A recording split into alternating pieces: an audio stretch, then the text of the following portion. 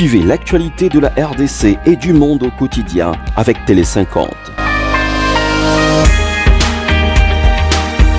De l'information politique, institutionnelle, culturelle, sportive, des éditos et de la revue de presse. Des journaux et sites d'information parus ce mardi à Kinshasa, c'est cette guerre du Rwanda. L'interactivité Sont à suivre sur Télé 50 en temps réel. Depuis Kinshasa en passant par l'Afrique et vers le monde, Télé 50 encore plus proche de vous parce que vous le méritez mieux.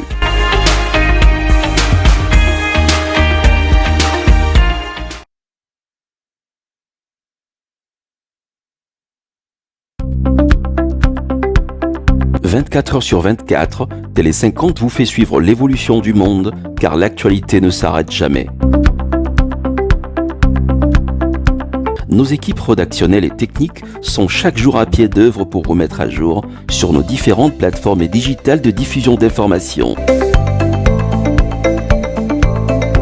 Télé 50, nous sommes sur www.tele50.cd, sur Facebook, tele50.cd, Twitter, Télé 50, Instagram, Télé 50 officiel, TikTok, Télé 50 et YouTube, Banamboka Congo. Télé 50, à chaque instant avec vous, sur tous vos écrans, à portée de main.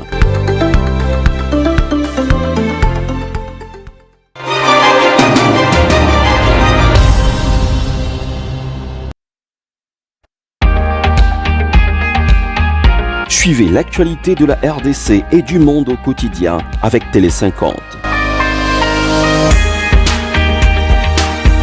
De l'information politique, institutionnelle, culturelle, sportive, des éditos et de la revue de presse. Des journaux et sites d'information parus ce mardi à Kinshasa, c'est cette guerre du Rwanda. L'interactivité Sont à suivre sur Télé 50 en temps réel. Depuis Kinshasa en passant par l'Afrique et vers le monde, Télé 50 encore plus proche de vous parce que vous le méritez mieux.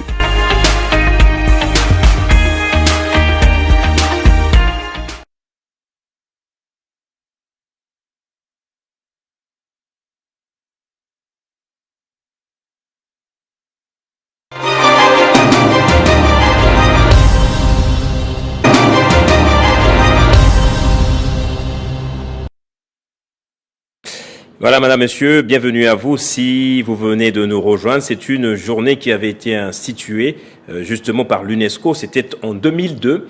Elle avait pour but, ou elle a encore pour but, d'encourager la réflexion critique, justement, et aussi rapprocher la philosophie du quotidien, c'est-à-dire la vulgarisée. Et nous avons une personne attitrée pour nous faire ce travail de sensibilisation, ramener la pensée philosophique au niveau de tout le monde afin que l'on sache l'esprit critique, c'est celui-là même qui a construit les mondes dans lesquels nous sommes aujourd'hui. Olivier Sambaï, c'est mon deuxième invité. Bonsoir, bienvenue à toi Olivier. Bonsoir, merci très cher Gaëtan pour l'invitation. Merci d'être là. On peut pas ne pas t'inviter après la journée mondiale de la philosophie. Vous deviez être là hier jeudi parce que c'était hier la célébration. Qu'est-ce que ça vous fait à chaque fois que l'on célèbre cette journée de la philosophie? Bon, énormément de plaisir parce qu'il y a une prise de conscience au niveau international. C'est l'UNESCO, comme vous venez de le rappeler, qui l'a institué. Ça fait plus de 20 ans. Les travaux ont commencé en 2002 et officiellement, c'est en 2005. Ah, okay. Ça fait 20 ans, jour pour jour, que cette journée a été instituée. Mais nous pouvons demander pourquoi l'UNESCO, au niveau le plus élevé, a pensé dédier toute une journée, chaque troisième jeudi du mois de novembre de chaque année, la célébration. C'est justement pour réfléchir, pour promouvoir, encourager, rappeler le monde entier sur l'importance de la philosophie, l'importance dans la vie, l'importance dans l'organisation de la cité, l'importance dans l'organisation de la société, l'importance dans l'évolution de la pensée critique, de la pensée rationnelle, l'importance dans le développement de la science. Parce qu'il y a une crise de rationalité qui a été constatée, observée pendant plusieurs années, et ça a commencé à partir de la deuxième moitié du XXe siècle. C'est la raison pour laquelle l'UNESCO s'est réunie pour chercher d'identifier la cause fondamentale. Et la cause était la crise des rationalités, donc l'absence de philosophie. Parce que la dérive est quasi totalitaire, simplement parce que l'homme a perdu l'humanité, l'homme est en train de perdre la raisonnabilité, ne garde que la rationalité. Et pourtant, la rationalité devait être associée à l'éthique et qui conduirait à l'humanité. Voilà la raison pour laquelle nous sommes très heureux à chaque fois que nous tombons sur cette journée des commémorations, des célébrations, mais aussi de la promotion de la pensée critique et de la pensée profonde, telle est la raison d'être même de la philosophie. Alors justement, très récemment, j'ai consulté à nouveau un ouvrage où on parlait de ce livre combien important pour la philosophie moderne, je peux l'appeler ainsi, le discours de la méthode de Descartes, justement. C'est pratiquement même le début, on va dire, de la science après la domination de l'Église pendant des siècles. Mais aujourd'hui, encore en RDC, j'ai comme le sentiment que la pensée critique n'existe que quand on étudie, mais dans la vie de tous les jours, les gens ne la développent pas. Alors, j'ai des questions concrètes sur des réalités de tous les jours. Comment expliquer qu'il faut que l'on répète moult fois aux Congolais, par exemple, de s'apprêter au contrôle des permis de conduire, qu'ils amènent leur véhicule pour des contrôles techniques, mais à l'échéance, pas plus de la moitié des gens sont conformés justement à cette règle. Il faut que l'on sorte le fouet afin que tout le monde s'aligne. Olivier Sambaye. Oui, justement, c'est ça le problème. Vous savez, la raison fondamentale des crises en Afrique, c'est l'absence criante juste de la philosophie. Parce que la philosophie a pour rôle essentiel d'insérer la sagesse dans l'existence humaine. Quels que soient les domaines du savoir, qui que vous soyez, quoi que vous fassiez, il faut vous ouvrir à la philosophie. Les États-Unis d'Amérique, aujourd'hui, ils sont toujours en train de posséder la puissance à travers le monde. La Chine a suivi, la Russie également, les grandes puissances. Ils ont compris l'importance de la philosophie. Vous allez vous rappeler qu'aux États-Unis, le niveau le plus élevé du savoir scientifique est appelé PhD, Philosophy Doctor. Donc avant d'atteindre le niveau le plus élevé, vous devez vous ouvrir à la philosophie. Fort malheureusement, ce n'est pas le cas en Afrique et au Congo, République démocratique plus particulièrement. C'est la raison pour laquelle vous allez constater que dans la société, et les gouvernants et les gouvernés, nous sommes en crise des logiques, et à un certain moment, une crise profonde des respects même des principes fondamentaux, des raisonnements et de la rationalité. Dans ce sens que je prends l'exemple que vous venez d'évoquer tout de suite, lorsqu'on ne parvient pas à nous conformer à une instruction très simple d'être muni des permis de conduire, c'est simplement parce que nous avons ignoré la logique. Moi, je suis sidéré de constater qu'aujourd'hui, même les cours de logique ont été supprimés dans plusieurs facultés à l'université. Les cours de philosophie, n'en parlons même pas, avec le système LMD, ça a été supprimé. On pouvait réfléchir si réellement le système éducatif était bien conçu, les cours de logique et de philosophie auraient été renforcés au niveau des humanités, au niveau des secondaires, parce que le système LMD est occidental, et dans le monde occidental, la philosophie est beaucoup plus renforcée au niveau terminal et des secondaires, parce que là, décrochant le bac, les enfants grandissent déjà avec des notions fondamentales de la philosophie qui forgent la pensée critique. Alors lorsqu'on copie ce qu'il y a dans le système LMD, pourtant c'est conçu suivant les réalités occidentales, ils ont réfléchi pour renforcer au niveau secondaire, et nous avons copié en supprimant ces cours-là avec les travaux du ministère de l'ECHU 2023, les ministres qui étaient passés. Mais vous allez vous rendre compte que nous avons détaché l'humain qui est appelé à être élite intellectuelle, des notions fondamentales qui forment l'homme, qui forment même l'esprit scientifique, l'esprit critique. On a détaché l'humain de l'éthique, parce que les cours d'éducation à la citoyenneté dans plusieurs facultés, il n'y en a plus déjà. Déjà, les contenus posaient problème, aujourd'hui c'est supprimé encore. Les cours de logique, n'en parlons même pas. Et du coup, nous aurons à la société des techniciens, des gens qui vont se calfeutrer dans leur domaine d'études, sans s'ouvrir à l'humanité, à la rationalité, pour être beaucoup plus responsables par des actions ou par tout ce qu'ils peuvent poser comme acte au sein de la société.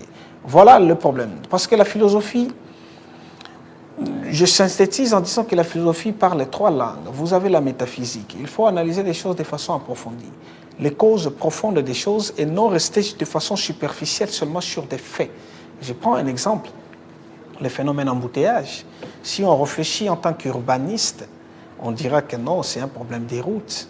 Les routes ne sont pas en bon état, il faudrait réhabiliter. Si on réfléchit en démographe, on dira que voilà, il y a surpopulation, des véhicules, des véhicules, démographie automobile, démographie la population du peuple. On va se dire que voilà, il y a surpopulation, un nombre accru de véhicules. C'est ce qui cause les embouteillages. Si l'on dit aussi, par exemple, on réfléchit en tant que politique, nous allons dire que voilà, il n'y a pas assez de moyens pour réhabiliter des routes parce qu'il faut définir. Et tout ça, les raisons, mais c'est vrai, c'est pas faux. Et chacun réfléchit par rapport à son domaine. Mais si on s'ouvrait à la philosophie et qu'on faisait recours à la philosophie vous dirait toute autre chose. Ferait une approche métaphysique sur les embouteillages. C'est-à-dire quoi? C'est l'absence simplement de l'État. La coercition n'est pas installée, c'est ce qui est à la base des embouteillages. Et aussi, les routes ne sont pas régulées, parce qu'il faut qu'il y ait un ordre, il faut qu'il y ait une logique. Nous n'avons pas de logique clairement définie à Kinshasa. Si vous n'êtes pas congolais, vous descendez à l'aéroport d'Ndjili, vous prenez les taxis, vous êtes au volant, vous ne saurez pas rouler. Si vous venez d'Abidjan, si vous venez de Ghana, si vous d'Accra, ou si vous venez de Cape Town ou Djobo, seulement les pays africains, vous n'allez pas rouler à Kinshasa parce qu'il n'y a pas de feu de signalisation. Il n'y a pas de panneaux d'indication. Les routes ne sont pas régulées. Vous ne saurez pas circuler librement. Et voilà les problèmes. Nous avons un manque de logique dans la gestion, un manque de coercition et de pouvoir politique. Je peux illustrer cela en 2023. On a organisé les Jeux de francophonie. Il n'y avait pas d'embouteillage pendant tout un mois. Donc l'État avait exercé sa force. Mais aujourd'hui, l'État n'exerce pas sa force. Les policiers de circulation routière se réveillent le matin, viennent à son poste à 6 heures. Il a déjà trouvé l'embouteillage qui a commencé à 5h30 parce qu'à 5h30, l'État n'était pas là. Il n'y avait pas de feu rouge, il n'y a pas de roulage qui devait réguler la route. Donc voilà un problème de logique qui est absent et ça cause l'absence de l'État. C'est ça l'approche métaphysique d'un exemple. C'est la cause principale, d'après vous, l'absence de coercition. Et l'humain, en soi, dans sa pensée critique et rationnelle, ne peut pas se conformer à la loi sans y être forcé. Alors, c'est l'approche métaphysique sur ces points-là. Je prends seulement ces points-là pour vous montrer l'impact. Deuxièmement, par rapport à la deuxième langue de la philosophie, c'est la logique. La logique, c'est l'étude des principes fondamentaux du raisonnement. Lorsque l'on réfléchit, alors on doit rester logique d'abord envers soi-même avant de vouloir respecter les principes qui sont établis. Alors vous allez comprendre que les principes établis interdisent à ce que vous preniez les sens contraires, mais nous les prenons librement. Absence de logique d'abord pour soi, parce que nous avons été mal formatés. Alors, vous avez aussi l'absence de logique dans ce sens que l'État vous interdit, par exemple, de circuler quand c'est feu rouge. Mais les gens brûlent facilement le feu. Vous comprenez? Donc, vous savez, dans les philosophies, ça intervient toujours pour voir l'approche philosophique en ce qui concerne la logique par rapport à la deuxième langue. Troisièmement, c'est quoi? C'est l'éthique. On ne respecte pas l'autre. Parfois, l'embouteillage est causé juste pour quelque chose qui nous aurait pris 10 secondes. Stoppez-vous pour que l'autre passe. On ne se met pas à la place de l'autre. Chacun est pressé et veut se servir. L'absence de l'éthique. Vous voyez que l'approche métaphysique, logique et éthique, disons l'approche philosophique, pourrait permettre à ce qu'on puisse déraciner la cause fondamentale du problème. Malheureusement, ce n'est pas le cas. Autre chose, la philosophie contribue à la construction de la mémoire collective. Aujourd'hui, parce qu'on a mis la philosophie de côté, comme conséquence, nous avons un système éducatif qui forme juste des robots, qui ne permet pas de construire la mémoire collective. Très cher Gaëtan, posons-nous l'action de savoir si nous connaissons nos racines. Nous ne connaissons pas nos racines parce que l'homme blanc a injecté un virus au travers de l'ethnologie. L'ethnologie est une discipline scientifique qui étudie les mentalités du peuple. Dans notre mentalité, nous avons été étudiés pour qu'on puisse se calfeuter dans le tribalisme et qu'on soit détaché de l'histoire. Parce que la force du mental, c'est à reconnaître ses origines. Nous ne connaissons pas nos origines. Jamais quiconque a défié, même les millions de téléspectateurs qui nous regardent, personne ne soit remonté même jusqu'à la 5e génération. Nous connaissons les noms de nos parents, grands-parents, et c'est tout. Les aïeux, on n'a pas leur histoire. Qui étaient-ils? Ils faisaient quoi comme travail? Ils sont nés à quelle année? Et c'est quoi la conséquence de ça? La conséquence, c'est que nous n'avons pas de mémoire historique. Et la mémoire historique booste en fait la pensée pour agir. Voilà la mémoire historique lorsqu'on est colonisé, parce qu'il y avait l'absence criante de la philosophie. Quand la philosophie s'est réveillée, il y a eu combat entre intellectuels par l'intoxication des Occidentaux, et la philosophie a été déplacée à l'Unikin pour se calfeutrer là-bas à l'université de Lubumbashi. Et voilà, on a évolué sans philosophie. C'est pour cela qu'on essaye justement de copier, et que ce soit la politique occidentale, on la copie mal. Je suis amené à rencontrer généralement les politiciens, mais ce que j'ai en face de moi, parfois ça m'écoeure. Plus au point, je rencontre des politiciens qui aujourd'hui, sur le plateau télévisé, ils vous tiennent un discours donné, mais après, ils se contredisent totalement. Ils parlent à la télévision sans conviction. Ils parlent pour plaire à une élite, pour plaire à un chef politicien afin d'être recruté parce que finalement, lui-même n'a pas de vision, n'a pas de conviction. Comment expliquer que la politique, qui est née de la philosophie, c'était des débats d'idées depuis la Grèce antique, mais aujourd'hui, on a des politiciens qui flottent comme ça en RDC. C'est toujours l'absence de cette ethnologie. Dans un angle purement philosophique, la politologie est née de la philosophie. Ouais. Il y a ce qu'on appelle, les politologues le savent, ceux qui font les sciences politiques, ils savent qu'il y a ce qu'on appelle la philosophie politique. La philosophie politique enseigne la politique morale, la moralité dans la politique, dans l'agir politique. Donc, quand on fait la politique, on doit être correctement bon, rationnellement efficace et agir pour le bonheur absolu du peuple. Agir pour offrir à la population la meilleure des vies possibles. Il faut avoir ce qu'on appelle le portrait du politique. Le politique a une pensée juste, a une intention juste, a une action juste, a les moyens de vie justes et ne travaille pas pour soi, pour autrui. La finalité de l'agir politique, c'est offrir à la population la meilleure des vies politiques possibles. C'est ce qu'enseigne en fait la philosophie politique. Mais lorsqu'on se détache de la philosophie politique, on ne reste que politique par la définition des concepts. On perd la substance même de l'agir politique. Et c'est ce qui cause la dérive totalitaire. Il faut réformer tous nos politiciens. Il faut les réformer. Alors, la philosophie peut résoudre le problème de corruption, qui est un fléau. Je ne dis pas que la philosophie va moraliser et sanctifier tout, mais réduire un tant soit peu, justement. En fait, le problème, c'est que tout intellectuel doit s'ouvrir à la philosophie. Le modèle américain, n'allons pas loin. Tout intellectuel doit s'ouvrir à la philosophie. La philosophie renforce les capacités de l'homme à résister au mal. Donc tout intellectuel doit avoir le mal en horreur. Tout intellectuel doit être propre, rationnellement, doit être propre par rapport à ses actions. Tout intellectuel ne doit pas facilement verser à la corruption, à la concussion, au détournement. Je prends un fait concret. Philosophiquement parlant, je ne peux pas détourner les fonds alloués à l'érection d'un pont qui relierait deux villes pour faciliter les transactions commerciales d'environ 100 000 personnes. Lorsque vous le détournez pour vous-même, mais vous mettez 100 000 personnes en difficulté. Philosophiquement, ça ne peut pas être réfléchi, parce que le portrait d'un homme intellectuel qui s'ouvre à la philosophie, c'est qu'il doit avoir le mal en horreur, c'est qu'il doit être vertueux, une personne vertueuse appelée à agir constamment bien, de façon constante.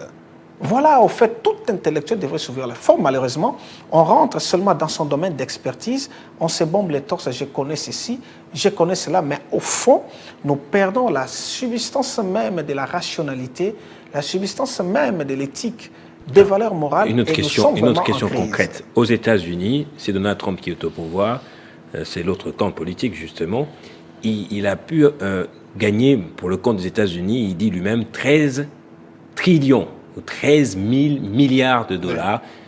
Mais à ce jour, je n'ai pas vu, ce sont les démocrates qui sont maintenant dans l'opposition, si je ne me trompe pas, changer de camp pour aller rejoindre Donald Trump parce qu'il y a beaucoup d'argent en termes d'investissement et autres. Mais comment expliquer qu'en RDC, quand un autre président arrive en fonction, c'est tout le Parlement qui change de camp pour appartenir à celui-ci. Tout, alors j'ai dit tout, et même des professeurs d'université qu'on met à la tête des coalitions au pouvoir, l'union sacrée de la nation, qui sont chaque jour à chanter, à chantonner, à la gloire même de l'élu, du chef de l'État. Comment expliquer justement? C'est finalement, c'est justement ce que je viens de dire. La philosophie politique est absente. On ne l'apprend pas aux politologues. On n'apprend pas la philosophie politique aux écoles des partis politiques. On n'apprend pas l'éthique. On n'apprend pas la philosophie morale aux écoles du parti et aux sciences politiques. On sort de l'université avec des définitions quand on est politique. Qu'est-ce qu'est la démocratie? Démocratie libérale, démocratie communautaire. Mais on oublie au fait la subsistance. Et comme conséquence, en Afrique, au Congo, on fait la politique pour soi et non pour autrui. Et il faut changer, commencer à penser, à avoir l'esprit public et non l'esprit privé. Votre plaidoyer pour cette journée, on va terminer par mon plaidoyer pour cette journée, c'est que l'État récupère ces plaidoyers que nous avons déjà formulés, qui se trouvent au bureau du ministre de l'Échu, c'est que l'on puisse appeler tout le monde à aimer la philosophie, à s'ouvrir à la philosophie, c'est-à-dire à s'ouvrir aux valeurs, à être vertueux, à combattre les antivaleurs sous toutes leurs formes et à militer pour que nous soyons tous des personnes vertueuses, de haut en bas et de bas en haut. C'est alors que la prospérité à laquelle on aspire verra les jours. Vous avez vu des jeunes collectifs, membres du collectif des inspecteurs de la police judiciaire des parquets qui avaient été recrutés par un ancien ministre de la Justice. Aujourd'hui, son successeur apparemment met sur le tiroir un dossier qui était très important pour la réforme de la justice. Votre analyse par rapport à ça? Mon analyse entre dans tout ce que je viens de dire. Ouais. Il faudrait qu'on fasse la politique non pas pour soi, mais pour le bonheur du peuple. Posons des actes rationnels, logiques, cohérents, pour permettre à ce que la population mène la meilleure des vies possibles. Quand on est dans les affaires politiques, on n'agit pas pour soi, mais pour les grands nombres. Il faut qu'on s'ouvre à des pensées rationnelles, éthiques et logiques. On va approfondir justement ce sujet dans un autre cadre, dans l'invité avec Olivier Sambaï. Si vous avez des questions justement, vous voulez vous ouvrir à la connaissance, à l'axiologie, à l'éthique également, écrivez-nous, nous ferons le plaisir de le lui poser. Merci à vous pour votre fidélité, c'est la fin de ce King Direct. Retrouvez Grâce Salambo dans quelques instants dans le journal de 19h. Quant à moi, je vous retrouve demain à 20h dans la grande édition du journal.